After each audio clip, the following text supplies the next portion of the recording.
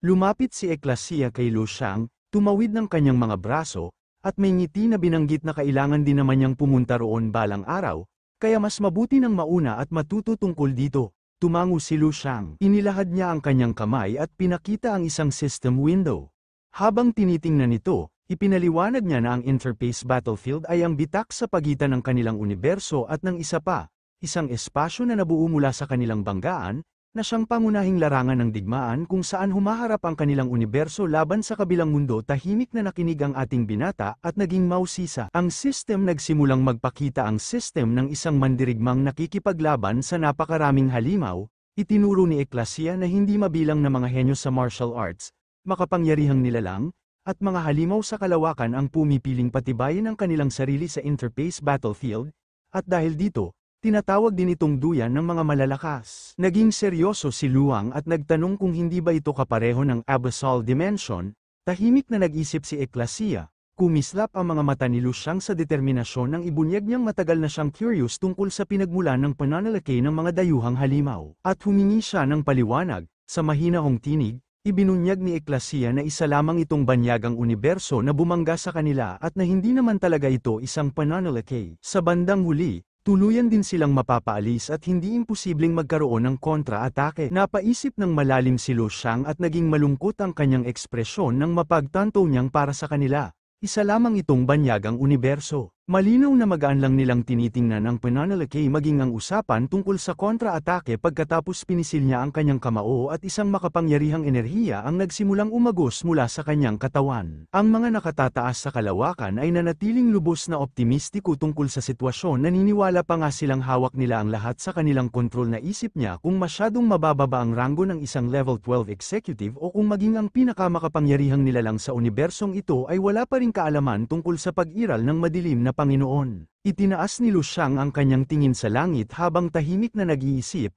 batid na kung hihintayin pa ang 7 taon bago umatake ang madilim na Panginoon ay huli na ang lahat. Ibinaba naman ni Luang ang kanyang paningin sa lupa at tinanong siya kung alam ba niya kung ano ang madilim na Panginoon. Nang marinig ito, ang mga mata ni Eklasia ay nanlaki. Ang mga mata ni Eklasia sa gulat at pagkalito. Hindi niya alam kung ano yun. Sa kabilang banda, tahimik na hinaplos ni Sebastian ang kanyang balbas. Tinitigan naman ni Olo si Lu Xiang at sa magulong ekspresyon ay tinanong siya kung saan niya narinig ang salitang yun. Napansin ni Lu Xiang ang ekspresyon ni Olo kaya't hindi siya maiwasang medyo magulat. Naging tapat siya at ibinunyag na minsan ay nakaramdam siya ng hindi maipaliwanag na mga pag-alo ng kamalayan na nagmumula sa ibang mundo, sa kailaliman ng karagatan ng kanyang sariling planeta, sa isang yungib na nilusob ng mga dayuhang halimaw. Sa loob nito, mayroong pagtukoy tungkol sa madilim na Panginoon. Habang nakat-cross arm si Eklasia, kumumpas si Sebastian at tinanong si Olo kung alam ba niya kung ano ang isang madilim na Panginoon. Nag-iba ang ekspresyon ni Olo. Naging seryoso siya at ibinunyag na narinig na niya ang salitang yun sa banyagang larangan ng digmaan.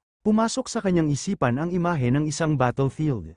Ang madilim na Panginoon ay isang kagalang-galang na titulo na ibinibigay sa mga makapangyarihang nilalang na umaabot sa isang tiyak na antas sa banyagang universo. Tinitigan sila ni Olo at ibinunyag na kung ihahambing ang kanilang lakas sa pamantayan ng ating universo, ito'y halos katumbas ng isang level 16 na dalubhasa. Nang marinig ito, ang mga mata ni na Sebastian at Eklasia ay nanlaki. Ang mga mata ni na Sebastian at Eklasia sa gulat at takot, at sila'y napatigil sa pagkabigla. Ganoon din ang pagkagulat ni Lu Xiang nang maalala niyang ang level 16 ay katumbas ng lakas ng kanyang guro. Siyang Yihaw ang Panginoon ng isang rehiyon ng bituin. Nagsimulang alalahanin ni Lu Xiang ang halimaw na nakalaban niya sa kailaliman ng dagat at nanlaki rin ang kanyang mga mata sa pagkabigla. Hindi siya makapaniwalang ang isang rehiyon ng bituin ay binubuo ng hindi mabilang na mga kalawakan, at ang hindi mailarawang aninong sumalakay mula sa mga bangin ng kailaliman ng asul na planeta ay isang level 16. Sa magulong ekspresyon nagsimulang si Sebastian na.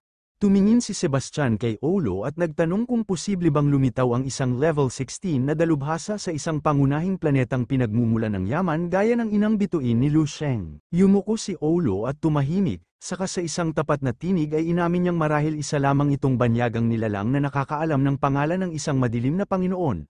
Ngunit tiyak na hindi mababa ang antas nito. Tahimik na nakinig si Sebastian nang hindi sumasabat. Ipinatong ni Olo ang kanyang mga kamay sa likod at binanggit na ang isang level 16 na dalubhasa ay kayang mamuno ng isang malawak na rehiyon ng bituin. Karaniwan, ang mga level 11 o 12 na dalubhasa ay walang kaalaman sa kanilang pag-iral, at natutunan niya lamang ito nang maging komandante at hepe siya ng larangan ng digmaan. Naging kalmado ang tinig ni Olo nang ipahayag niyang kahit totoo man o hindi, nararapat lamang itong pagtuunan ng pansin. Hiningi niya kay Lu Xiang na ibigay sa kanya ang mga koordinado ng yungib na nabanggit nito kalaunan, dahil nais niyang personal na bisitahin ang kanyang inang planeta. Nagsimulang magpakita ng mahinahong ngiti si Lu Xiang at sinabing walang problema yun, subalit sa kaibuturan niya inisip niyang magiging kahanga-hanga kung matutuklasan mismo ng komandante at hepe ang problema. Sa Abyssal Caverns at may susumbong ito sa ganoong paraan makukuha nito ang atensyon ng mga nakatataas sa Celestial Serpent Galaxy at pagdating ng itinakdang 7 taon lubos na silang magiging handa, walang dadang mababawasan nito ang mga pagkatalo at mililigtas ang hindi mabilang na buhay, isang bagay na hindi niya magagawa ng mag-isa. Sumakay sila sa spaceship na lumipad at nagsimulang lumutang sa napakalawak na kalavakang puno ng mga bituin sa loob ng barko. Ikinwento ng ating binata sa kanila ang lahat tungkol sa Abyssal Caverns. Habang papunta sila sa kinaroroonan, makalipas ang ilang oras,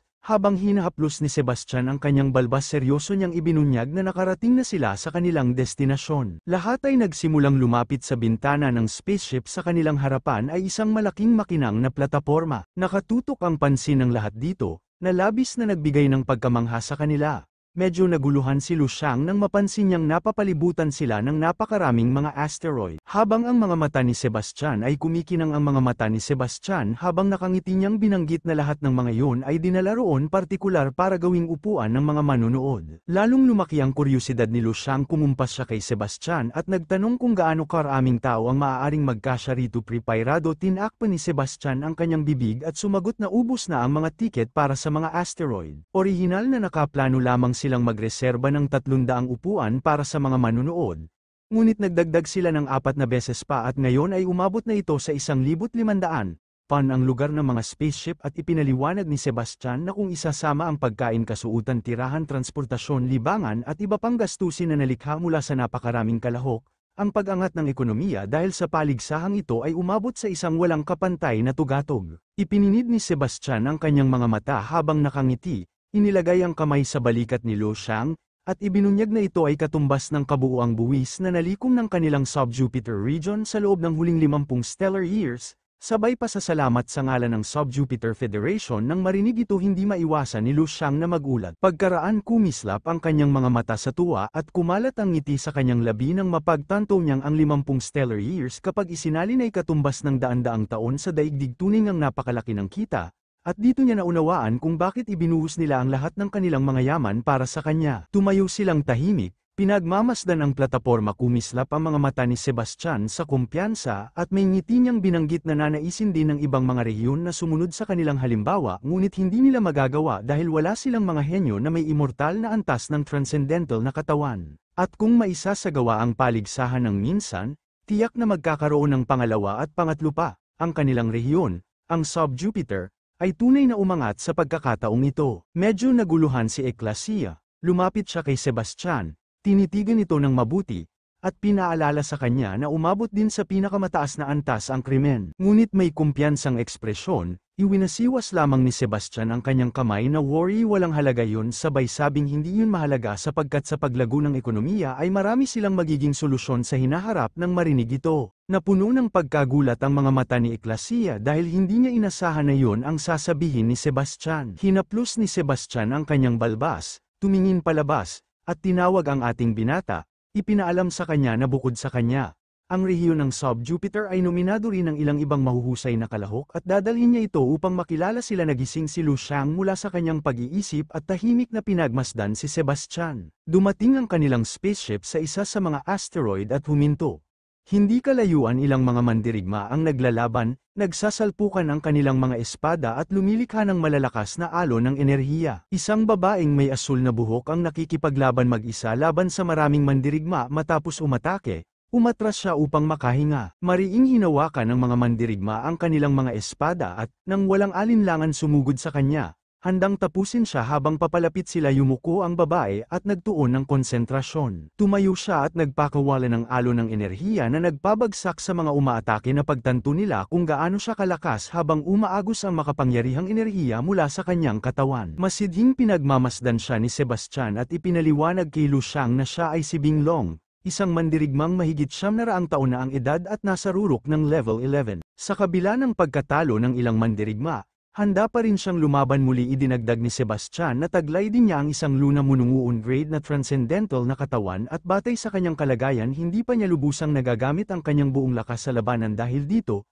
ang kanyang lakas ay maaaring maihambing sa isang level 12 at iminungkahi niyang marahil ay maaari pa silang magkaroon ng mas pribadong pakikipag-ugnayan. Lumapag ang kanilang barko at bumaba silang lahat. Nang mapansin ito nagsimulang lumapit si Binglong at ang kanyang mga tauhan patungo sa kanila. Pumikit sila at yumuko bilang pagbibigay galang, tinatawag sila sa kanilang mga titulo, Ginoong Presidente, Executive, at Commander-in-Chief. Nagsimulang magpakita ng mahinahong ekspresyon si Lu Xiang. Napansin ito ni Binglong kaya't napako ang kanyang atensyon sa ating binata at siya'y bahagyang naging mausisa saka nag-alok ng isang sparring match upang maranasan ang kapangyarihan ng Immortal Bloodline. Nagsimulang mag-isip ng tahimik si Lu Xiang. Lahat ay nakaramdam ng kuryusidad naghihintay sa magiging sagot ng ating binata.